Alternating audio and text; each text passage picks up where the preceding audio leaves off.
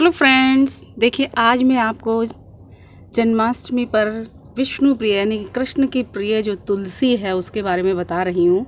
और आप सभी को जन्माष्टमी की बहुत बहुत शुभकामनाएं।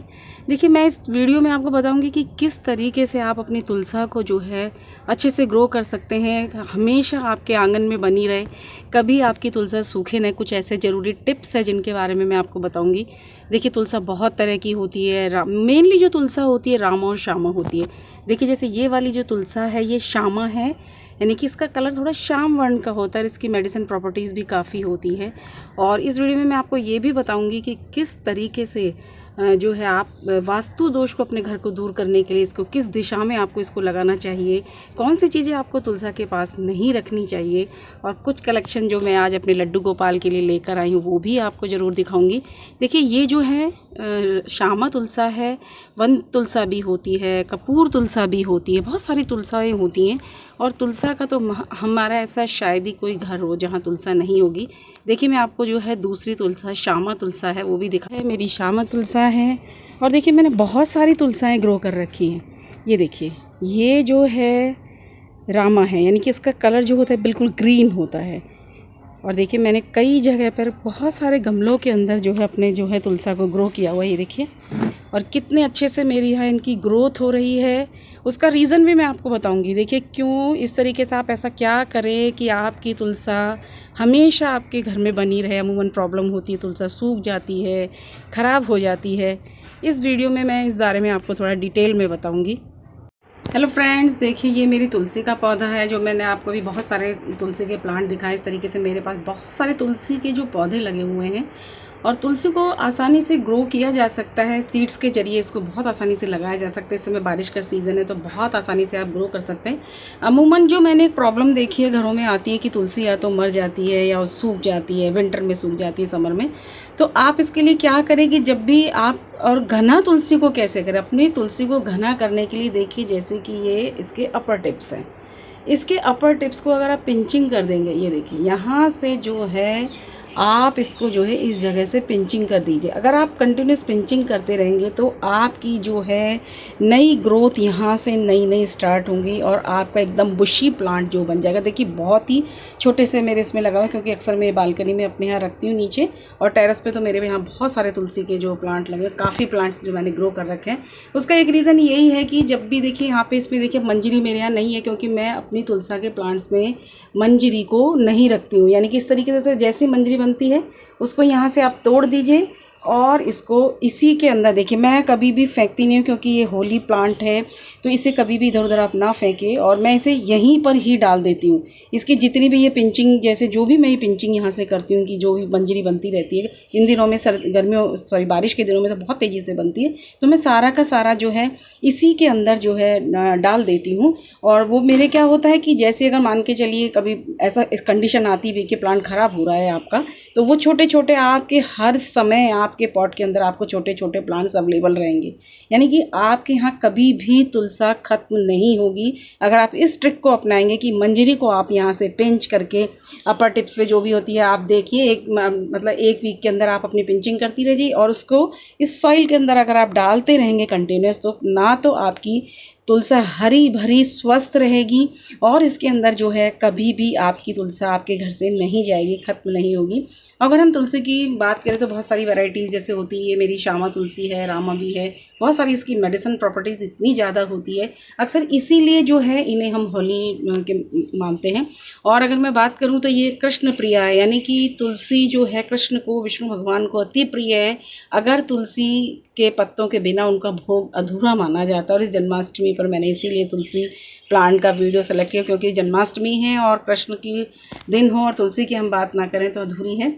और इसलिए इसको जो है, इसकी जो भी एक कहानी भी है कि जिस तरीके से वृंदा जो है का वो वृंदा और जो शालिग्राम की जो तुलसी जो है वृंदा की ही है, उसी से जो तुलसी के जो उसकी राख होती है उसी से तुलसी के बीज उत्पन्न होते हैं और जो वृंदा होती है उन्हें श्राप देती है और वो शालिग्राम बन जाते हैं और विष्णु का ही एक स्वरूप है जो पत्थर के स्वरूप में होता है। और उनकी जब अक्सर जब तुलसी के पूजन पर जब विवाह होता है तो शालिग्राम के साथ उनका विवाह किया जाता है। तो ये वही तुलसा है और बहुत ही होली प्लांट है। अगर मैं इसकी बात करूँ कि वास्तु शास्त्र के बारे में अगर हम इसकी बात करें, कि मैंने शुरू में बताया था कि मैं आपको इस बारे में बताऊंगी कि जो अगर हम वास्तु के शास्त्र के बारे में बात करें तो जो तुलसी होती है हमारे घर की अंदर पॉजिटिव एनर्जी को लेकर आती है और सारी जो नकारात्मक शक्तियाँ होती हैं उनको सोख लेती है। अक्सर आप अमूमन अपने घरों में देखिए, कभी कभी अगर किसी कारणवश आपका प्लांट सूख भी जाता है तो उसका हम एक ही रीज़न मानते हैं कि जो तुलसी जो है हमारे घर की कोई हम पर आने वाली विपदा को समाप्त कर देती है। तो तुलसी का एक बड़ा महत्व है, पॉजिटिव एनर्जी के रूप में माना जाता है। इसकी जो लगाने का एक दिशा होती है, अगर आप उस दिशा में लगाएंगे तो आपको बड़ा ही इसका अच्छा प्रभाव मिलेगा। आप तुलसी के प्लांट को अपने घर में लगा रहे हैं तो एक तो वो जगह बिल्कुल साफ़ सुथरी होनी चाहिए और उसकी जो डायरेक्शन आप अपने जो आपका मोबाइल होता है उसके आप कंपास से डायरेक्शन आप उसकी चेक कर लीजिए। उसमें जो है नॉर्थ ईस्ट इसकी जो डायरेक्शन होती है सबसे बेस्ट डायरेक्शन होती है। वहाँ से आपके घर में बहुत अधिक पॉजिटिव एनर्जी आती है। अगर बाई चांस आपके इस तरीके से है कि नॉर्थ ईस्ट डायरेक्शन नहीं मिल रहा है तो अगर आपके यहाँ जैसे मान के चलिए बालकनीज़ हैं तो जिस बालकनी में आपकी नॉर्थ डायरेक्शन है वहाँ भी रख सकते हैं और ईस्ट डायरेक्शन में भी रख सकते हैं।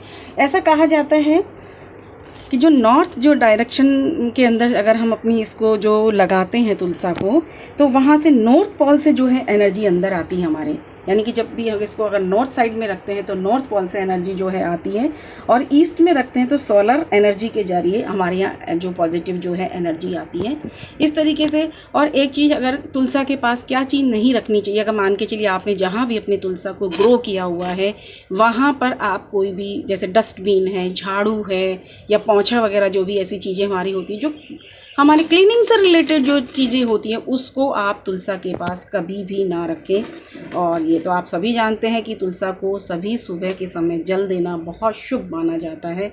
लेकिन एक चीज़ और भी मैं बता देती हूँ कि इस विंटर के अंदर आप पानी का विशेष तौर से ध्यान रखें, यानी कि ये नहीं कि आप विंटर में पानी तुलसा में है तो अभी आप जैसे हमारा नियम हो जाता है कि हमें तुलसा को जल चढ़ाना है तो उस समय आप इस तरीके की गलती ना करें। तुलसा को अगर आपको पानी देना है तो मात्र आप उसमें अगर 2 बूंद अगर पानी है, विंटर में बहुत कम ज़रूरत है। इसीलिए मोस्टली मैंने देखा है कि लोगों के घरों में जो तुलसा ख़राब होती है क्योंकि उन्होंने एक नियम बना रखा है कि बस 1 लोटा जल चढ़ाना है। उस समय उसमें बहुत पानी है तो आप सिर्फ 2 बूंद जल चढ़ाइए और उस दूसरे पानी को आप सूर्य जी को चढ़ा सकते हैं, कुछ कर सकते हैं। इस चीज़ का आपको ध्यान रखना पड़ेगा। और तुलसा आपकी बिल्कुल हरी भरी रहेगी, घनी रहेगी। और विंटर में थोड़ी सी आप इसकी जो है उसके लिए हम अलग वीडियो में कभी विंटर के टाइम पर जब वीडियो डालेंगे तो उसमें चर्चा करेंगे कि विंटर में किस तरीके से करें। बस पिंचिंग आप करते रहेगा, आप पिंचिंग करते रहेंगे, आपकी तुलसा इतनी घनी भनी हरी भरी बनी रहेगी। मैंने अभी आपको अभी शुरू में जो वीडियो दिखाया, फोटो दिखाई, उसमें दिखाया है कि किस तरीके से। ये तो मेरे एक छोटा सा देखिए बिल्कुल छोटे से मैंने इसके पॉट में इसको ग्रो किया हुआ है। और देखिए जन्माष्टमी का टाइम है तो मैंने कुछ अपने जो है लड्डू गोपाल जी के लिए भी कुछ चीज़ें जैसे खरीदी हैं। खरीदी क्या, इस बार तो लॉकडाउन इस तरीके का है, बाहर जाना होता नहीं है, फिर भी देखिए मैंने कुछ चीज़ें उनके लिए पहले से ख़रीदी हुई थी तो वो कलेक्शन मैं आपको ज़रूर दिखाती हूँ। देखिए एक बार ये देखिए मैंने अपने लड्डू गोपाल जी के लिए जो है जन्माष्टमी है उस पर ये ड्रेसेस मेरे पास रखी हुई थी, बहुत खूबसूरत सी देखिए ड्रेसेस हैं ये। और ये देखिए मुझे डिसाइड करना पड़ेगा कि कल उन्हें मैं कौन सी ड्रेस जो है पहनाऊँ। ये देखिए सारी ड्रेसेस ही बहुत खूबसूरत है, मुझे इस बार ख़रीदनी नहीं पड़ी, मेरे पास नया कलेक्शन पहले से ही रखा हुआ था। ये मेरी मौसी ने मुझे जो है गिफ्ट किया था तो ये मेरे पास काफ़ी सारी इस बार रखी हुई थी। देखिए कितनी खूबसूरत सी ड्रेसेस हैं और मैं अपनी मौसी को थैंक्स करती हूँ क्योंकि उनकी वजह से इस बार मेरा काम हो गया और मुझे मार्केट नहीं जाना पड़ा। देखिए कितनी खूबसूरत सी उन्होंने मुझे ड्रेसेस जो दी थी ये देखिए कितना खूबसूरत सा कलेक्शन है। और मैं अपने लड्डू गोपाल जी के लिए कुछ गिफ्ट्स भी लेकर आई हूँ, वो मैंने यहाँ पास की शॉप से ही जो है ख़रीद लिया था, वो मैं आपको दिखाती हूँ।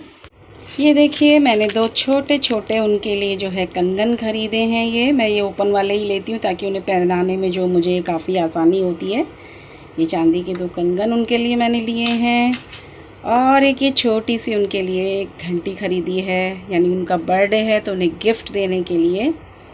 और ये देखिए ये तो मेरे लड्डू गोपाल जी का हुआ है और ये मेरा जो जन्माष्टमी का उनका सामान है। और ये देखिए इस तरीके से लड्डू गोपाल जी की कल तैयारियां भी हो रही हैं और ये देखिए तुलसा के प्लांट्स के बारे में मैंने पहले भी एक वीडियो जो डाला हुआ है उसका लिंक मैं आपको डाल दूँगी। और इस तरीके से वास्तु के हिसाब से मैंने आपको बता दिया कि किस तरीके से लगाएं, किस चीज़ को ना रखें। और जब जनरली हम देखिए चरणावत बनाते हैं, मंदिरों में बनता है, तो उसमें तुलसी का पत्ता डाला जाता है। उसका एक ही रीज़न होता है ताकि पानी के जो भी कीटाणु हैं नष्ट हो जाते हैं और तुलसी को कभी भी चबाया नहीं जाता है। इसका एक साइंटिफिक रीज़न भी है कि तुलसी में पारे की मात्रा ज़्यादा होती है और उससे हमारी जो है नुकसान हो सकता है हमारे दांतों को, इसलिए तुलसी को चबाया नहीं जाता, उसे निगला जाता है।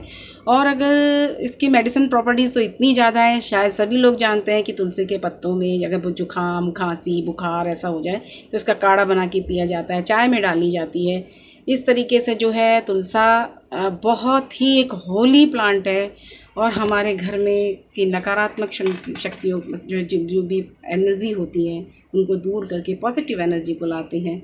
और इस तरीके से अगर आप अपनी तुलसा की देखभाल करेंगे तो बहुत आसानी से आपके घर में तुलसा फलेगी, फूलेगी और सब पे कृपा रहेगी।